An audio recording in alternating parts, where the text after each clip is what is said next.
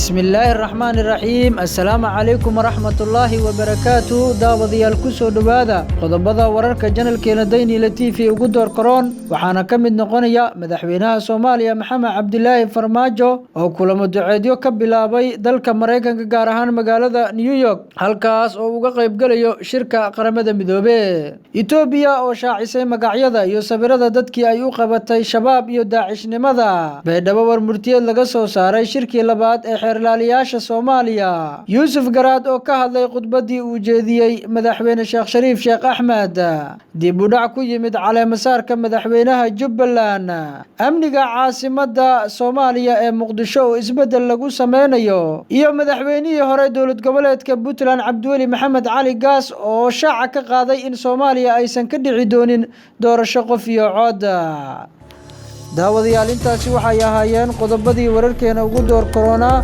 intaan iyagoo faahfaahsan u gudagelin waxaan idinka dalbanaynaa isla markaana oo aan idin xasuusinaynaa inaad nagu soo biirtaan oo aad channelka subscribe saartaan sidoo kale gambaleelka aad furataan si aad wararka joogtada ah Soomaaliya iyo caalamka aad ugala socotaan halkan qodobadii aan idin dulmarnay oo faahfaahsanna iminka u diyaar garooba madaxweynaha Soomaaliya Maxamed Cabdilaahi Farmaajo ayaa kulamo daacadyo ka bilaabay dalka Mareykanka gaar ahaan magaaladiisa New York halkaas oo uga qayb galayo shirka qaramada midoobay gaar ahaan hogaamiyaasha wadamada ku midoobay qaramada midoobay ama United Nation ay isugu imaan doonaan madaxweynaha dowladda federaalka Soomaaliya Maxamed Cabdilaahi Farmaajo iyo wafdigiisa ayaa waxa ay gaareen dalka Mareykanka wafdiga madaxweynaha oo shalay ka dhoofay Soomaaliya ayaa ka degay dalkaasi Mareykanka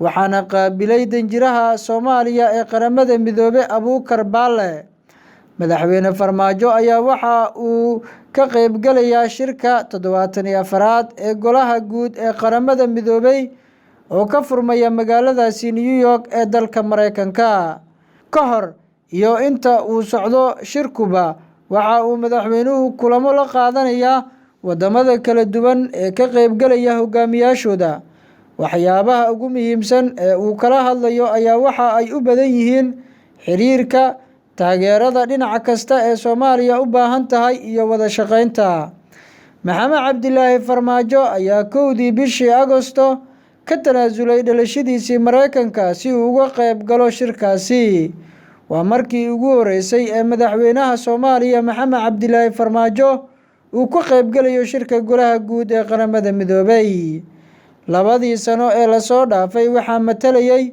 ra'iisul wasaare Xasan Cali Kheyre iyo wasiirkiisii arrimaha dibadda Axmed Ciise Cabad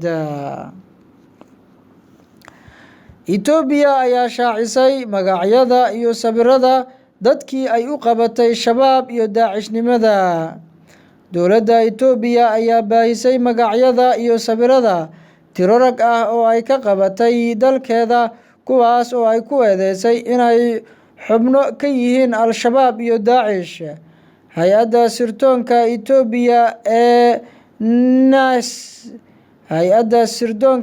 Itoobiya ayaa waxa ay shaacisay raggaas oo ay sheegtay in wada shaqeyn ay la yeelatay Djibouti Somaliland iyo Puntland ay gacanta ku dhigtay raggaasi sidaasna ay ugu suurtowday inay gacanta ku dhigaan xiriirkii ay la sameysay maamuladaasi dariska la al-shabaab waxaa hogaaminayay sida ay sheegtay dowladda Itoobiya Maxamed Cabdulaahi oo watay magac been abuura kaas oo ah Yaxya Cali Xasan waxa uu Itoobiya ka galay dhinaca dalka Djibouti waxaa la xiray isaga oo sawiro ka qaadayay garoonka Bole ee Addis Ababa laba nin oo kale oo la shaqeynayay oo lagu kala magacaabo Abdeeg Maxamed Hussein iyo Ridwaan Maxamed ayaa waxa ay iyana ka galeen Itoobiya dhinaca dalka Djibouti sidoo kale qof kale oo muhiim ah laguna magacaabo Sumatar Maxamed Iimaan Yuusuf ayaa gacanta lagu dhageysnaa dhinaca kooxda daacish ayaa waxa ay Itoobiya ka galeen Hargeysa iyaga oo ka baxay koonfurta Soomaaliya sida ay shaacisay hay'adda sirdoonka ee dalkaasi Itoobiya u qaabilsan mukhaabaraadka. Waxaa lagu qabtay gudaha Somaliland waxaana ka mid ah Isaaq Cali Saden oo watay ID kaarka been abuur ah oo uu ugu qornaa magaca Ibraahim Cali Aadan, waxa uuna u dhashay dowlad deegaanka Soomaalida. Ninkan ayaa la sheegay in uu 2 akoon ka furtay bangi ganacsi oo ka jira gudaha Itoobiya, waxaana lagu qabtay lacag dhan 2.5 milyan oo birta Itoobiyaanka ah. Lacagtaas ayay dowladda Itoobiya sheegtay in ay u qorsheeyeen in ay ku fuliyaan weerarada ay ka qorsheynayeen gudaha dalka Itoobiya. 2 qof oo kale oo ka tirsan Daacish ayaa lagu kala qabtay deegaanka Jarjar oo ka tirsan gobolka Oromada iyo Mooyaale oo ka tirsan gobolka Soomaalida. Hay'adda sirdoonka Itoobiya ayaa sheegtay in xogta kooxahan ay la wadaagtay maamulada Somaliland, Puntland iyo dowladaha kale ah Djibouti, Mareykanka, Talyaaniga, Faransiiska iyo Spain. Sidoo kale hay'adda sirdoonka ee dalka Itoobiya ayaa sheegtay in xogtan iyo mukhaabaraadkan ay la wadaagtay 16 dal oo kale oo ku kala yaala Yurub, Aasiya iyo Afrika. Baydhabo ayaa waxaa lagu soo xiray shirkii uga socday xeerlaalayaasha Soomaaliya. Waxaa maanta magaalada Baydhabo ee xarunta ku-meel gaarka ee dowlad goboleedka Koonfur Galbeed Soomaaliya lagu soo gabagabeeyay shirka xeerlaalayaasha Soomaaliya, kaas oo socday muddo 3 maalmood ah 22 ilaa 23 bishan Sebtembar. Shirkan waxaa ka soo qayb galay madax kala duwan oo ka kooban heer federaal iyo heer dowlad goboleed, waxayna kala yihiin xeerlaalayaal ka socday dowlad goboleedyada dalka ka jira ee Puntland, Galmudug, Jubbaland, Hirshabelle iyo Koonfur Galbeed oo shirkan martigelisay. Xeerlaaliyaha guud ee Soomaaliya iyo ku-xigeenadiisa, Gudoomiyaha Maxkamadda Sare ee Koonfur Galbeed, Gudoomiyaha Maxkamadda Sare ee Soomaaliya ayaa war-saxaafadeed laga soo saaray shirkaasi hadalladoodii ku qornaa. Shirweynaha qaran ee 2aad ee xeerlaalayaasha Soomaaliyeed oo socday muddo 3 maalmood ah 22 ilaa 23 Sebtembar 2019 waxay ka soo qaybgalayaashu ka soo saareen warmurtiyeedka soo socda. Ka qaybgalayaasha shirweynaha waxa ay mahad gaar ah u celiyeen dhammaan qabanqaabiyaashii shirka oo ugu horeeyo xafiiska xeerlaaliyaha guud ee Soomaaliya, dowlad goboleedka Koonfur Galbeed iyo barnaamijka wadaagga cadaaladda oo gacan ka geystay qabsoomideeda shirkan. 1.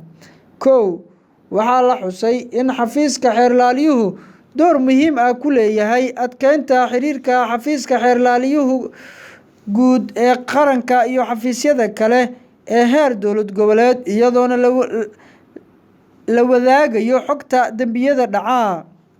2. Waxaa la isla gartay in xeerlaaliyuhu door muhiim ah ku leeyahay madax-bannaanida xeerlaalinta, iyadoo la xusay in haddii xeerlaalayaashu ku adkaadaan ku dhaqanka sharciga si looga hortago faragelinta iyo saameynta dibadda ah. 3. Waxaa la isla eegay hanaanka cadaaladda qaybta la xiriirta xafiiska xeerlaaliyaha guud ee Soomaaliya si weyn loo lafaguro, iyadoo la garwaaqsaday in si mug leh loo tixgeliyo ku dhaqankiisa. 4. Waxaa la soo jeediyey in hindise sharciyeedka qabyo qoraalka ee sharciga aas-aaska xafiiska xeerlaaliyaha guud ee qaranka laga bedelo qodobada qaar oo ay ka mid yihiin qodobada 9aad, 15aad, 20aad iyo 27aad. 5. Waxaa la isla qaatay lana ansixiyey in la mideeyo dukumiintiyada ay xeerlaalintu ku shaqeyso sida xaashida eedda iyo warqadda dhakhtarka ee dhaawac muujinta.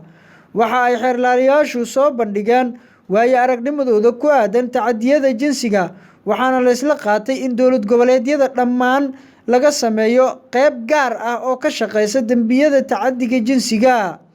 7. Waxaa la isla qaatay farsamooyinka lagu wareysto dhibanaha tacadiga jinsiga ah, in lagu wareysto meel gaar ah, la dejiyo dhibanaha, lana dareensiiyo in dhibka lala dareemayo goob aamin ahna loo joogo, kalsooni lagu abuuro, aan la weydiin su'aalo taag gelinayo, goob aamin ahna lagu xiro.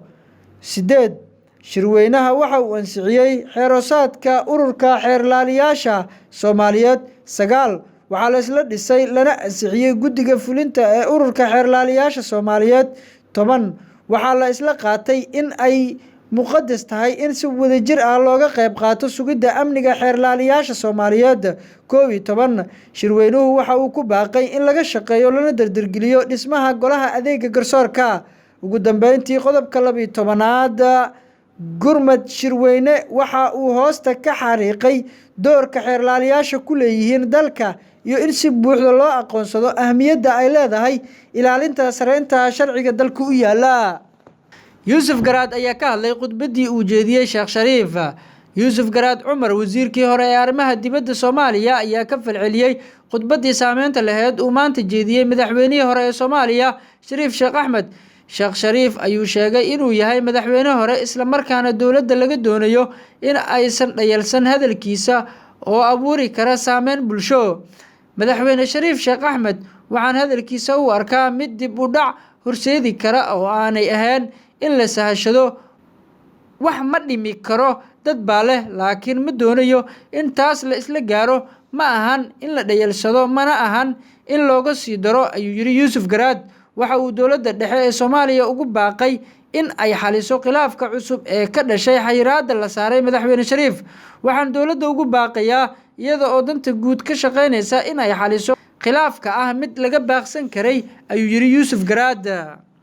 dib u dhac ayaa ku yimid caleemasaarka madaxweynaha Jubbaland.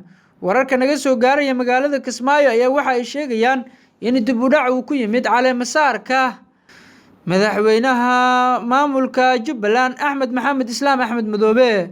26 bishan ayaa lagu waday in caleemasaarka uu ka dhaco magaalada Kismaayo, waxaana wararku ay sheegayaan in guddiga qabanqaabada ay ku dhawaaqeen in dib loo dhigay xafladda oo laga dhigay horaanta bisha soo socota. guddigan ayaa weli arintaasi si rasmi ah ugu dhawaaqin, waxaana la sheegayaa in maanta ay shir isugu yimaadeen guddiga qabanqaabada xafladdaasi. mid ka mid ah xubnaha guddiga oo ka gaabsaday in magaciisa warbaahinta loo adeegsado ayaa warbaahinta u xaqiijiyay sababaha ugu weyn ee dib u dhaca ayaa lagu sheegay inay tahay xayiraadda 3 maalin ah ee dowladda Soomaaliya ay saartay Kismaayo. amniga Soomaaliya gaar ahaan caasimadda Muqdisho ayaa isbedel lagu sameynayaa. taliyaha ciidamada booliiska Soomaaliyeed Cabdi Xasan Xaajir ayaa sheegay in taliska ciidanka booliiska ay isbedel ku sameyn doonaan ammaanka caasimadda. taliyaha waxa uu sheegay in magaalada Muqdisho ay ku soo kordhin doonaan kontaroolo cusub iyo baro kale oo loogu talagalay in laga xaqiijiyo ammaanka Muqdisho. waxa uu xusay in dhowaan la howlgeli doono inta badan saraakiisha ciidanka booliiska Soomaaliyeed, isla markaana isgoys walba la geyn doono ciidamo iyo taliyayaashooda si ay halkaasi ammaankeeda u xaqiijiyaan. ugu dambeyn waxa uu sheegay in lala xisaabtami doono saraakiisha ciidanka booliiska ee xukumo saldhigyada booliiska Muqdisho. ugu dambeyntiina madaxweynihii hore ee Puntland Cabdiweli Gaas ayaa sheegay in doorasho qof iyo cod ah aysan ka dhici doonin Soomaaliya. madaxweynihii hore Dr. Cabdiweli Maxamed Cali Gaas ayaa soo bandhigay buug uu ugu magac daray caqabadihii xil isku wareejinta ee Soomaaliya. buuggan ayaa wuxuu madaxweynaha Puntland ka qoray arrimaha siyaasadda dalka iyo xaaladihiisa nololeed tan iyo markii uu yimid dalka Mareykanka. qaar ka mid ah jaaliyadda Soomaaliyeed ee dalkaasi gobolka Virginia ayaa ka qayb galay xafladda daahfurka buuggan. khudbad uu ka jeediyay goobta uu buugga ku soo bandhigay ayuu sheegay in doorasho qof iyo cod ah aysan ka dhici karin Soomaaliya sanadyada soo socda, isla markaana aysan suurtagal ahayn. Gaas ayaa xusay in dowladda Soomaaliya haddii ay dadaal muujiso in ku dhawaad 20 magaalo doorasho looga qaban karo oo kaliya. daawadayaal halkan ayaan ku soo gabagabeynayaa qodobadii wararkeena channelka Daily TV aad kala socoteen. inta aan warkan warka xiga ku kulmi doono anagoo isku duuman waxaan idinkaga tegaynaa sidaas iyo nabadgelyo. wassalaamu calaykum waraxmatullaahi wabarakaatuh.